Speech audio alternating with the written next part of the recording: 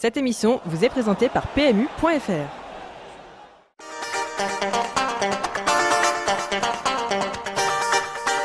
Bonjour à tous, on démarre cette édition en Angleterre par le match nul 0-0 entre Arsenal et Chelsea. Un bon point pour José Mourinho et les Blues qui restent à 2 longueurs de Liverpool et des Gunners. A noter qu'après 17 journées, 5 équipes se tiennent en 2 points en tête de la Premier League. Le Boxing Day s'annonce bouillant. On reste à Londres où l'info de la semaine concerne Tottenham. Hier, le président des Spurs, Daniel Levy, a en effet confirmé Tim Sherwood au poste de manager jusqu'en juin 2015. Une annonce qui surprend le Royaume-Uni, l'ancien directeur du centre de formation de Tottenham n'ayant jamais entraîné jusque-là.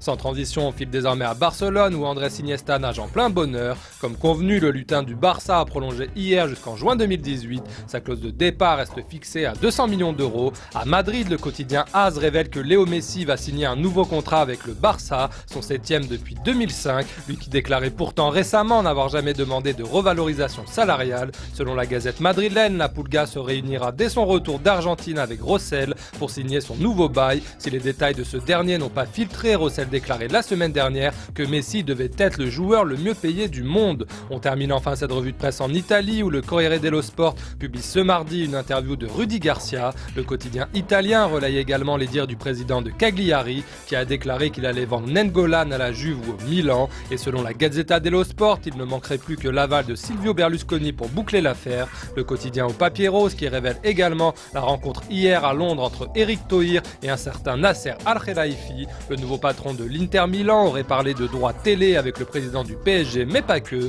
Selon la Gazzetta, Lucas Pastore Menez, mais surtout Ezequiel Lavezzi, auraient été au centre des discussions. Voilà, c'est tout pour aujourd'hui. Toute l'équipe de Foot Mercato vous souhaite un joyeux Noël et vous donne rendez-vous dès jeudi pour plus de gros titres et l'info fraîche.